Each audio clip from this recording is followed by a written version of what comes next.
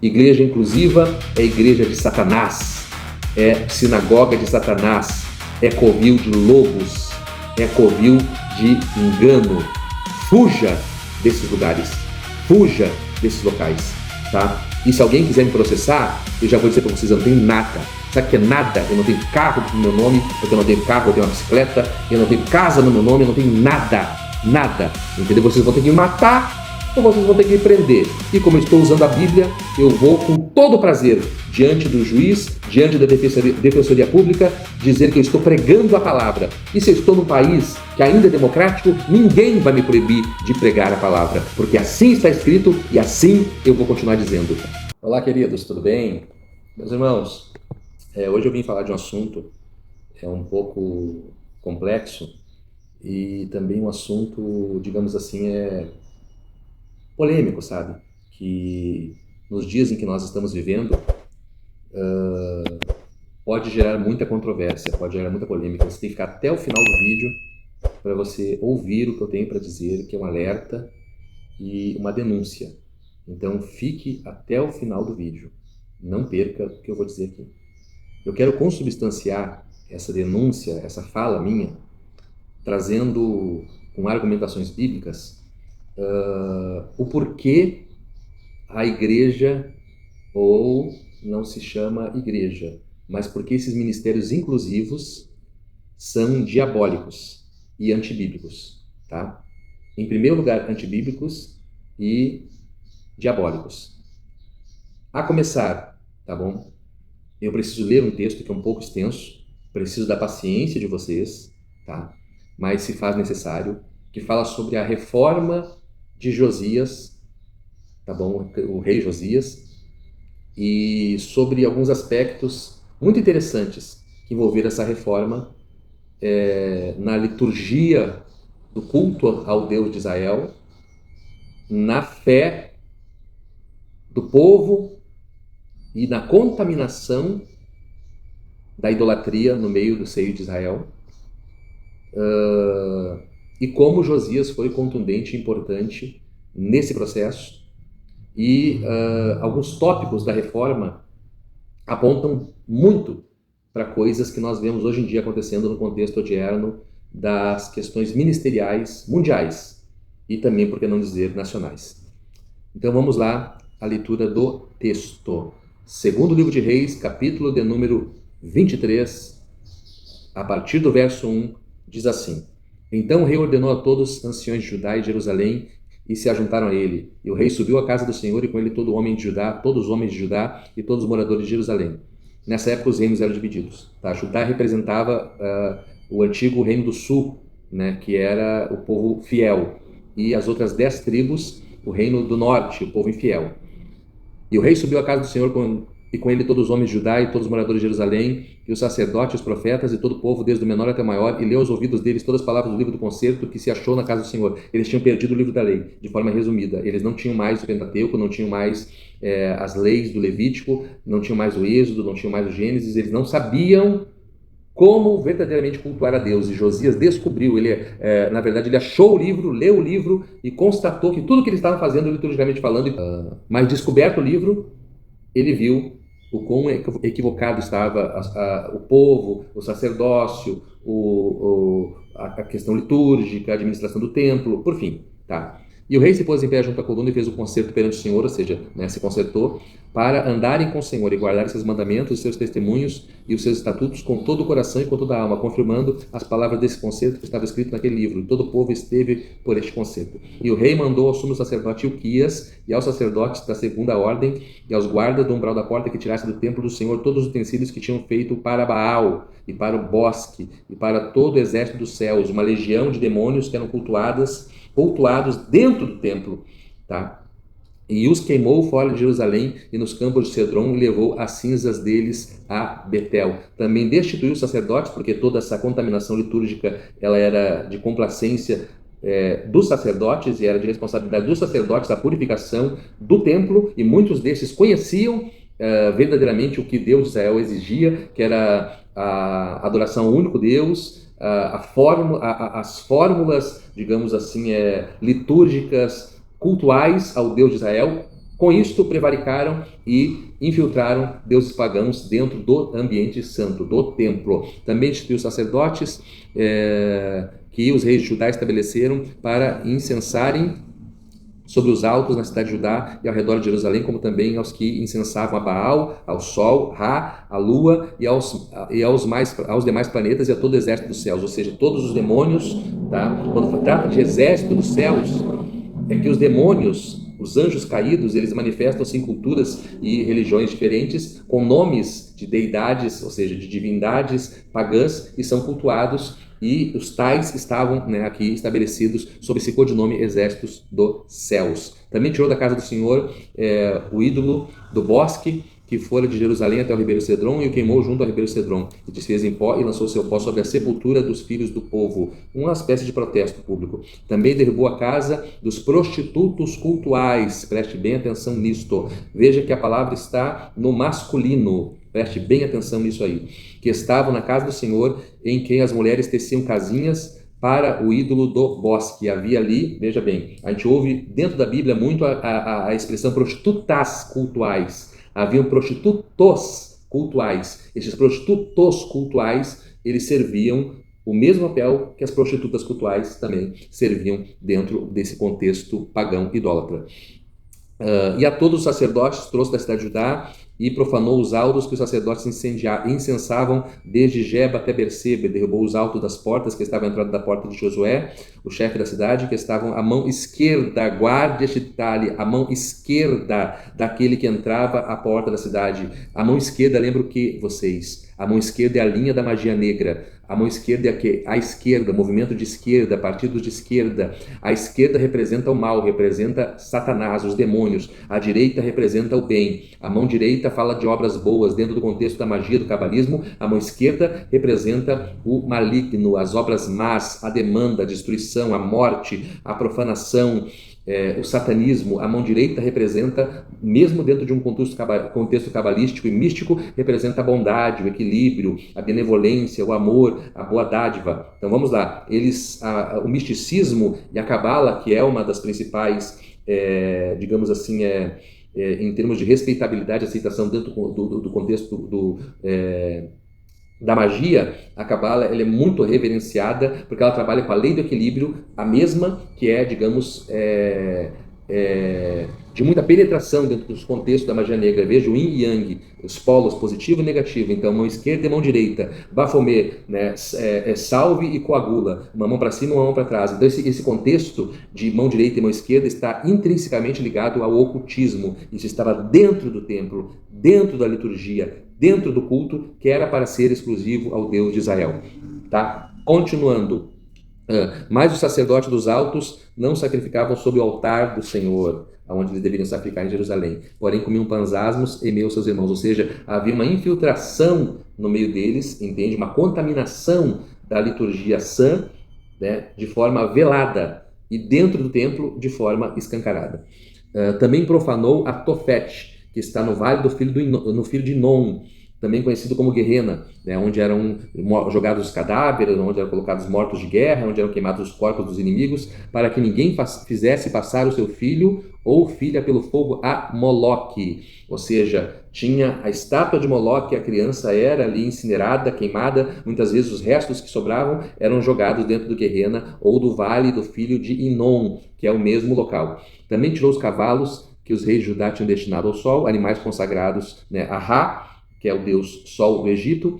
Eles também foram tirados de dentro de Israel e da entrada da casa do Senhor. Perto da câmara de Natã, Meleque, o eunuco que estava no recinto, e os carros do sol queimou a fogo. Os carros que eram as bigas, que é o nome correto para aqueles carros que os soldados andavam, os reis andavam sobre aquelas viaturas, aqueles veículos feitos a madeira com roda, que eram consagrados, tinham ali o símbolo do sol, que é o deus egípcio Ra, também foram queimados. Tá? Também o rei derrubou os altares que estavam sobre o terraço do cenáculo de Acás, os quais fizeram os reis de Judá, como também o rei derrubou os altares que fizeram Manassés, tudo ímpio, tudo pagão, Acás, Manassés, Amon, Aminon, todos eles pagãos. E também que fizera Manassés nos 2 átrios da casa do Senhor, e esmigalhados os tirou dali, lançou pó deles no ribeiro de Cedron. O rei profanou também os altos que estavam de fronte de Jerusalém, a mão direita do monte de Mazite, os quais edificara Salomão, ou seja, Salomão, entendeu? Trabalhava com a mão direita. Entenda muito bem, entenda o texto. Salomão trabalhava com a mão direita, embora Salomão teve um período trabalhando com a mão esquerda, ou seja, envolveu-se com magia, prostituiu a sua fé com as milhares de princesas e concubinas pagãs, frutos das coalizões com os outros reinos que haviam naquela época. Salomão, num devido tempo, trabalhou com a mão direita, ou seja, trabalhou pelo lado correto, pela parte boa, trabalhou para Deus, né? Nesse sentido, digamos, né, de bondade. O rei profanou também os altos que estavam de fronte de Jerusalém, de ali, rei de Israel, a Astarote, a abominação dos sidônios, a Quemos, a abominação dos moabitas, a Milcom, a abominação dos filhos de Amon. Eles pegaram um local que Salomão havia consagrado ao Senhor e eles colocaram altares a Astarote, a Quemos, a Milcom, entendeu? E todas as abominações dos amonitas e das nações dos sidônios, dos moabitas, né, transformar Israel num antro de idolatria e de prostituição cultual. Semelhantemente, quebrou as estátuas e cortou os bosques e encheu seu lugar com ossos de homens. Esses que eram os sacerdotes pagãos, que eram os prostitutos cultuais, foram mortos por Josias e pelos soldados e pela alta classe da corte, digamos assim, regenerada pelo encontro com Deus através do livro. Guarde bem isso, mentalize bem isso. O que mudou a mentalidade de Josias? O que mudou a mentalidade dos sacerdotes? Por que eles voltaram a celebrar a Páscoa? Por que eles voltaram a cultuar o Senhor? Por que eles se quebrantaram diante daquilo que estava escrito no livro da lei? Porque a lei, a palavra é que muda. Não foi profeta, não foi profecia, foi a palavra que transformou e promoveu a reforma. O que reforma uma nação, o que reforma a sociedade, o que reforma as instituições, o que reforma os governos, as escolas, as instâncias superiores e inferiores, administrativas, o que reforma uma nação e um povo é a palavra, obediência à lei de Deus. Foi esta a reforma que o rei Josias propôs. Chegamos lá na questão das igrejas inclusivas e dessa relativização do culto e da liturgia ao Deus de Israel. Tá?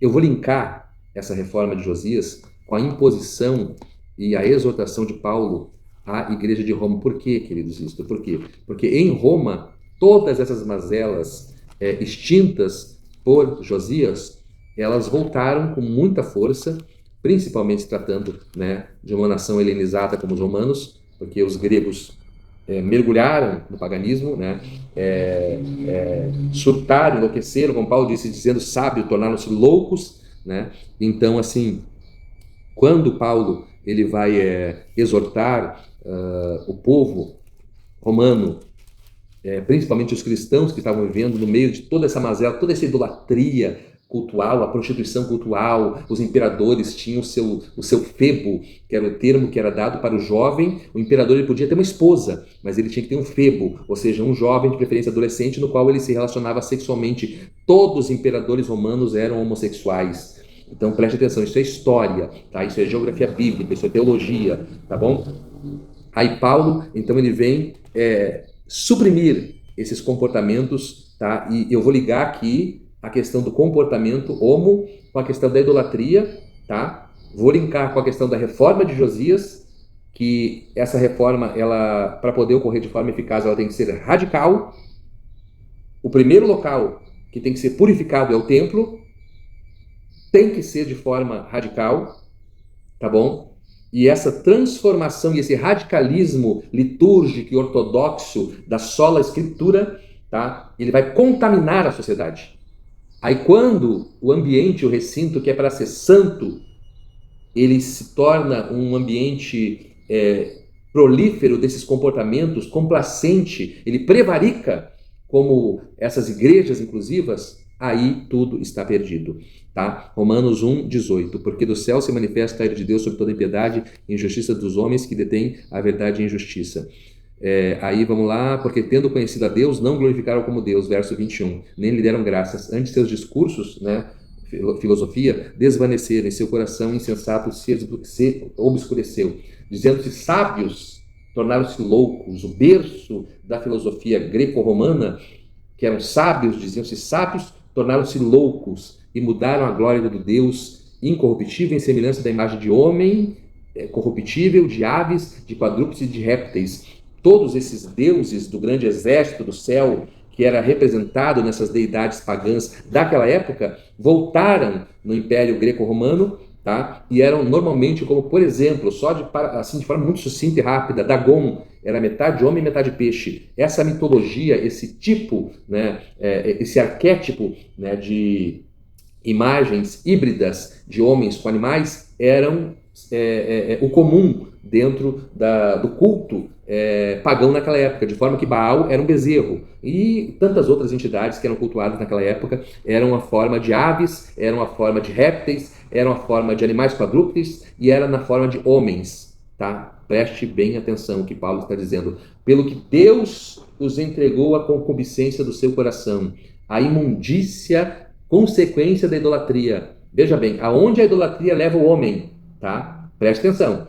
Eu vou explicar tudo para vocês. Escute, não, na igreja inclusive não tem imagem de escultura, não tem imagem de Deus pagão. Tem a veneração ao homem, ao eu, tá?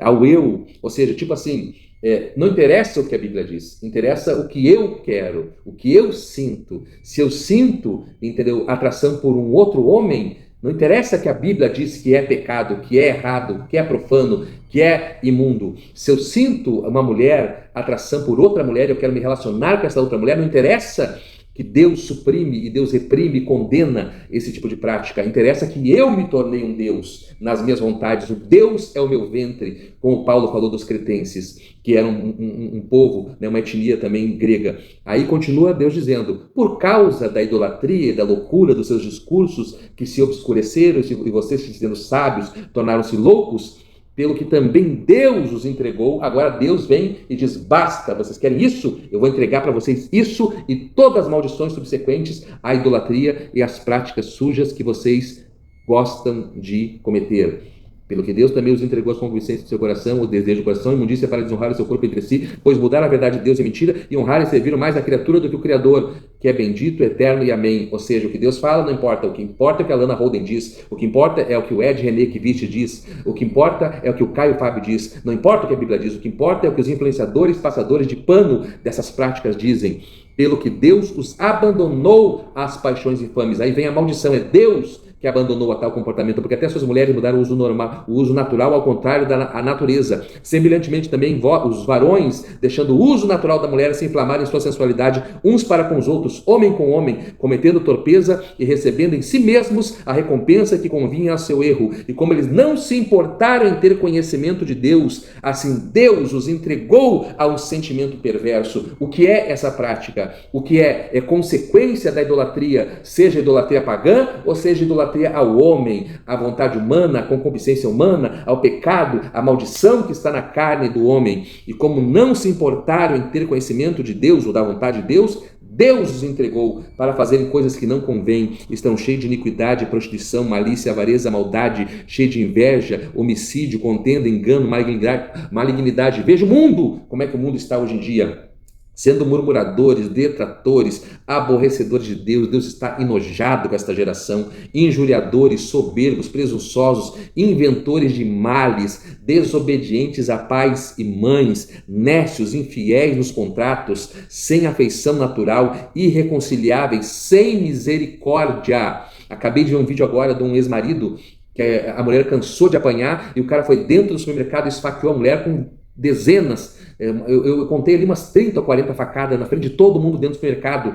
Assim está a humanidade, sem misericórdia, os quais, conhecendo a justiça de Deus, Paulo diz, que são dignos de morte, Lana Holden, Ed René Kivich, Caio Fábio, que são dignos de morte os que tais coisas praticam, não somente as fazem, mas também consentem com os que as fazem. Não é somente digno de morte aqui, morte espiritual. Não é somente digno de morte espiritual o que pratica. a idolatria, a prostituição, a pederastia, a prática homo, mas todos aqueles que consentem, que se calam e que validam e que apoiam e que passam pano, são dignos de morte espiritual e não herdarão o reino de Deus. Queridos, veja bem, esse é um dos vídeos mais fortes que eu fiz até agora. Igreja inclusiva é igreja de Satanás, é sinagoga de Satanás, é covil de lobos, é covil de engano. Fuja desses lugares, fuja desses locais, tá? E se alguém quiser me processar, eu já vou dizer para vocês, eu não tenho nada. Sabe o que é nada? Eu não tenho carro no meu nome, porque eu não tenho carro, eu tenho uma bicicleta, eu não tenho casa no meu nome, eu não tenho nada, nada, entendeu? Vocês vão ter que me matar ou vocês vão ter que me prender. E como eu estou usando a Bíblia, eu vou com todo prazer diante do juiz, diante da defensoria pública, dizer que eu estou pregando a palavra. E se eu estou num país que ainda é democrático, ninguém vai me proibir de pregar a palavra, porque assim está escrito e assim eu vou continuar dizendo. Queridos, não esqueça, tá? Não é todo mundo que tem coragem de falar o que eu falo. E não é todo mundo que tem coragem de pegar e colocar a cabeça a prêmio. A única modalidade que você pode me ajudar é através do Pix, porque o canal não está monetizado até agora. E nem sei se vai monetizar com esse tipo de conteúdo que eu crio. Mas a verdade está aí e eu vou continuar dizendo. Deus abençoe a todos.